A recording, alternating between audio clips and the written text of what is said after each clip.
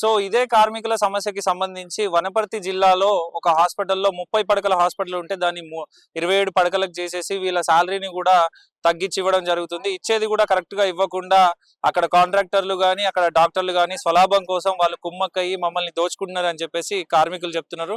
So ఇక్కడ మన వెనకాల ఉన్న లేడీస్ అంతా కూడా వనపర్తి జిల్లా నుంచి ఇక్కడ హైదరాబాద్ కు వచ్చి నిరసనలో పాల్గొంటున్న సందర్భం. సో వాళ్ళని కనుక్కుందాం, వాళ్ళ ప్రాబ్లమ్స్ ఏంటి, వాళ్ళు ఎంత ప్రాబ్లం ఫేస్ చేస్తున్నారు, వాళ్ళ జీతాలు టైంకి అందుతున్నాయా లేదా, సో ఎంత దండుకుంటున్నారు దళారులు అనేది వాళ్ళనే కనుక్కుందాం. అమ్మా నమస్తే అమ్మా. సో మీరు ఎందుకు వచ్చినారు ఇంత దూరం హైదరాబాద్ కి, అసలు మీ సమస్య ఏంటి? మాది వనపర్తి డిస్ట్రిక్ట్ సార్, విపన్గండ్ల మండలం సిఎస్సి హాస్పిటల్లో పనిచేస్తాం మేము. నేను పేషెంట్ కేర్ చేస్తా. అక్కడ మాకు ఇంతకు ముందుకు 30 బెడ్లు ఉండుండే. అయితే 30 బెడ్ల నుంచి వరకు ఎవరు చేస్తలేరో మాకు తెలియదు. మేము చేసే వరకు ఇప్పటికి డబల్ చేస్తున్నాం మేము. అప్పుడున్న కన్నా 11,000 జీతం ఉన్నప్పటికన్నా ఇప్పుడు 7,500 ఉన్నప్పుడే ఎక్కువ వరకు చేస్తున్నాం మేము. కానీ మాకు బెడ్లు తగ్గించిన మా బాధ్యత కాదు కదా బెడ్లు తగ్గించేది. బెడ్లు తగ్గించేసిండు. 30 ఉండేది 23 బెడ్లకు చేసేసిండు. మా 23 బెడ్లకి చేసినందుకు బెడ్ వైజ్ గా మీకు జీతం ఇస్తామని చెప్పి 7,500 ఇస్తున్నారు. మాకు ఒక కుటుంబం నడవాలంటే ఎంత జీతం అయితే సరిపోతుంది. కనీసం 10,000 కూడా లేని ఇంట్లో పిల్లలు ఏం తింటారు, చదువులు ఏముంటాయి, బతుకులు ఎట్లా బతుకు కొనసాగిస్తాం మేము. అంటే ఎవరు చెప్తున్నారు మీకు 7,500 ఇవ్వగలుగుతామని? గవర్నమెంట్ అధికారుల కాంట్రాక్టర్స్ చెప్తున్నారు. మాకు మీరు 7,500 చేస్తే చెయ్యండి, లేదంటే మానేసుకోండి, మీ స్టాప్ మీరే తగ్గిపోండి అని అంటే మేము ఏండ్ల తరబడి చేసి ఇప్పుడు మేము పక్కకు పోమంటే ఎట్లా పోతాం సార్? మేము 23 బెడ్లు సార్ 30 ఉన్నవి. 23 బెడ్లకు ఎవరు తగ్గించారు? మా పని మూలంగా తగ్గిందా లేకుంటే ఎవరి మూలంగా తగ్గింది? బాధ్యత అయితే మేము కాదు. 23 బెడ్లు ఉన్న అదే వర్క్ చేసినాం, 30 బెడ్స్ ఉన్న అదే వర్క్ చేసినాం అన్నప్పుడు మాకు అన్యాయం జరుగుతుంది కదా. 30 బెడ్స్ 7 బెడ్స్ తగ్గినాయి, అది ఎవరి మూలంగా తగ్గిందో అది కవర్ చేసి 30 బెడ్స్ కు పెంచి ఇంతకు ముందు ఎలా ఉందో జీతం మాకు అలాగే ఇచ్చే విధంగా చేయాలని కోరుకుంటున్నాం. ఇప్పుడున్న కాంట్రాక్టర్లు మీ జీతాలని ఆన్ టైం కి ఇస్తున్నారా లేదా? లేదు సార్, 6 నెలలకు 3 నెలలకు 2 నెలలకు 1 నెలది 2 నెలది వేస్తారు అంతే. ఏ ఒక్కసారి ఆన్ టైం లో ఒక్కసారి కూడా మాకు శాలరీస్ లేవు. ఎందుకు అట్లా చేస్తున్నారు? అసలు ఎక్కడ ప్రాబ్లం జరుగుతుంది? బడ్జెట్ లేదు, గవర్నమెంట్ మా బడ్జెట్ రిలీజ్ చేయలేదు, అందుకే మేము వేయట్లేదు అంటున్నారు. అంటే కాంట్రాక్టర్ అంటే ఫస్ట్ ఆయన డబ్బుల్ని మీకు ఇచ్చి గవర్నమెంట్ నుంచి ఆయన తెచ్చుకోవాలి, కానీ గవర్నమెంట్ ఇస్తేనే మేము ఇస్తామని చెప్తున్నారు. వాళ్ళు వేస్తేనే మేము ఇస్తాము అంతే, లేకుంటే బడ్జెట్ లేని మేము ఎక్కడి నుంచి వేయాలి మీకు అనే మాట చెప్తున్నారు. అన్నప్పుడు 7,500 తోటి కుటుంబాన్ని మేము ఎట్లా నడుపుకోవాలి? పిల్లల చదువులు ఉన్నాయి, ఖర్చులు ఉన్నాయి, ఏం వెళ్తుంది? కనీసం కిరాణం వెళ్ళదు 7,500 దగ్గర. మేము ఎట్లా నడుపుకోవాలి? ఇంట్లో ఉన్న కుటుంబంలో 1 నెల గడవనీకే ఎంత జీతం అయితే సరిపోతుంది?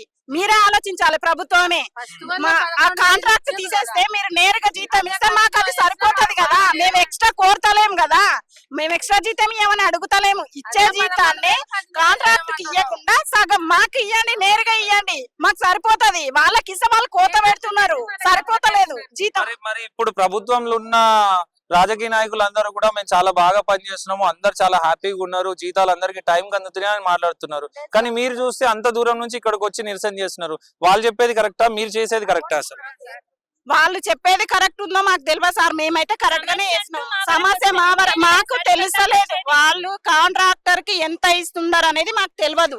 వాళ్ళు ఇచ్చే జీతమే మేము తీసుకుంటున్నాం. మేము ఎక్స్ట్రా రావాలని కోరుకోలే, ఎక్స్ట్రా కావాలని మేము ఫైట్ చేస్తలేము. మాకు ఇచ్చేదే కరెక్ట్ ఇవ్వండి, మా జీతాలు మాకు కరెక్ట్ ఇవ్వండి. బెడ్లు వనపర్తి డిస్ట్రిక్ట్ లో ఉన్న అన్ని హాస్పిటల్లో బెడ్లు పెంచిండ్రు, మా హాస్పిటల్ ఒక్కటి ఎందుకు పెంచలేదు? మా దగ్గర ఏమన్నా ఐపీ నడుస్తలేదా, ఓపీ నడుస్తలేదు, ఏం నడుస్తలేదు? ఆ హాస్పిటల్లో ఏంది ప్రాబ్లం ఏంది? మా వల్లనే హాస్పిటల్లో బెడ్ తగ్గిపోయింది, మా బెడ్లు ఎందుకు పెంచలేదు? మేము దానికోసం వచ్చినాం ఇక్కడికి. ఫైనల్ గా మీరు గవర్నమెంట్ కి గానీ అక్కడున్న మీ హాస్పిటల్ అధికారులకు గానీ ఏం చెప్పదలుచుకున్నారమ్మా? ఒకటే సార్, మాకు బెడ్స్ ఇంతకు ముందు ఎంత ఉన్నాయో అదే విధంగా బెడ్స్ పెంచాలి, జీతం ఇంతకు ముందులాగా రావాలి, ఇన్ టైంలో కూడా రావాలి. అంతకు ఇంకా 26,000 జీతానికి డిమాండ్ చేస్తున్నారు కదా, అది కూడా అమలు చేయాలి ప్రభుత్వం అని కోరుకుంటున్నాం సార్. ఇప్పుడున్న పరిస్థితులలో గవర్నమెంట్ 26,000 పెంచుతుందని మీరు అనుకుంటున్నారా? పెంచాలి అనుకుంటాం, పెంచుతుందనే ధైర్యంతో పోరాటం చేస్తున్నాం సార్. పెంచే వరకు పోరాటం కంపల్సరీ చేయాలి. హాస్పిటల్ మూత పడుతుంది. ఎంత గలీజ్ చేస్తాం మనం, వర్క్ చేయకుండా హాస్పిటల్ ఎంత మూసిపోతుంది. మనం ఎంత కష్టపడుతున్నాం, మా కష్టం మాకు ఎందుకు ఇబ్బంది పడుతున్నారు? ఎవరినో మధ్యలో పెట్టి మా కష్టం వానికి ఎందుకు ఇస్తున్నారు? మా కష్టం మాకు ఇస్తే మా పొట్ట నిండుతుంది కదా. పొట్ట నిండబట్టే మేము ఇంత దూరం వచ్చినాం. మా జీతాలు మాకు కరెక్ట్ కావాలి, బెడ్లు పెరగాలి. ఓపీ పెరుగుతలేదా, పని చేస్తలేమా, మేము వచ్చి చూసుకోండి.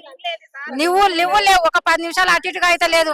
డబల్ డ్యూటీ ఏదో సాగు బతుకుని అంటే ఇగో మా పక్క ఆమె ఎక్కడదా, ఇగో ఆమె భర్త చచ్చిపోతే కనీసం అంటే ఒక 5 ఆజాలు వేసి లేరు, రూపాయి ఇచ్చిన మానవులు లేరు. మేము ఆయమ్మలు మాకు మేము సాయం చేసుకుంటాం కానీ వాళ్ళ నుంచి మాకు 5 రూపాయలు అవసరం లేదు. మా కష్టం మాకు ఇస్తే సార్ అంతవరకే. ఈ రోజు నీకు యాక్సిడెంట్ దెబ్బనే తాకింది అయితే ఎమ్మడే ఆబ్సెంట్ వేసేస్తుండ్రు. ఇవల్ల ఎందుకు మధ్యవర్తులదే కదా. మీ సమస్యలన్నిటినీ కూడా అక్కడ ఉన్న హెడ్ ఆఫ్ ది డిపార్ట్మెంట్ ఎవరైతే ఉంటారో హాస్పిటల్లో వాళ్ళ దాకా తీసుకెళ్ళినారా? తీసుకెళ్తే వాళ్ళు అసలు ఏమన్నారు? తీసుకుపోయినాం, జిల్లాకు పోయినాం, వనపర్తికి పోయినాం, అంతటి పోయి లాస్ట్ కి ఇడికి వస్తున్నాం మేము. అన్ని తిరిగే యాసరికి వచ్చింది మాకు. తిరిగి లాస్ట్ మీ వరకు వచ్చినాము. సార్ మీరు ఈ న్యాయం చేస్తారా అన్యాయం చేస్తారా మీ ఇష్టం మాకు. మరి రాజకీయ నాయకులు ఏమంటున్నారు? రాజకీయ నాయకుల దాకా పోయినారా? అసలు ఏమంటున్నారు వాళ్ళు? రాజకీయ నాయకులతో పోతేనే తొక్కిస్తున్నారు మమ్మల్ని. వేస్ట్. రాజకీయ నాయకులతో ఉంటే మేము పోము. మాకు పని చేపించుకునేది ఆయన, ఇచ్చేది మాకు. మధ్యలో పని చేయరు, వాళ్ళకల్లా మీరు ఇచ్చే అవసరం లేదు. మేము కష్టపడతాం. పొద్దుగాల 7 గంటలకు ఎక్కి మధ్యాహ్నం 2 గంటలకు దిగుతున్నాం. ఉప్పు అనక ఉపాసం అనక మాకు వర్క్ అయితే తగ్గలేదు కదా, జీతాలు ఎట్లా బెడ్లు తగ్గినా అంటే అది ఎవరి ప్రాబ్లం?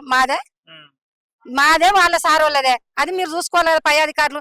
మీరు చూసుకోకుండా కేవలం పేషెంట్ కేర్ ఆయమ్మల మీద మమ్మల్ని దోపిడీ చేస్తే మీరు ఎంతసేపు ఉంటారు? మీ కష్టాన్ని దోచుకొని తింటున్నారు అని చెప్పేసి మీరు చెప్తున్నారా? అవును, ఇదైతే కన్ఫర్మ్. మాకు ఫస్ట్ వచ్చేది ఎట్లా, ఇప్పుడు బంద్ కావడం ఎందుకు? ఫస్ట్ నుంచి రాకుంటే మేము ఇంకా బాధపడపోదు. 3 సంవత్సరాలు ఇచ్చి ఇప్పుడు సంవత్సరం నుంచి ఎందుకు తక్కువ చేసిండ్రు? సంవత్సరం అవుతుంది మాకు తక్కువ. మా జీతం మాకు కావాలి.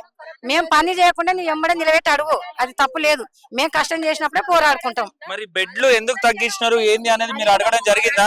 చైతన్య సార్ దగ్గర పోయినా అందరిని అడిగినా పెరుగుతా అనుకుంటే సంవత్సరం వరకు వెయిట్ చేసినాం. సంవత్సరం అయినా కాకుండా మీ వరకు వచ్చినాం సార్. మేము ఇంత దూరం వచ్చినాం హైదరాబాద్ కు.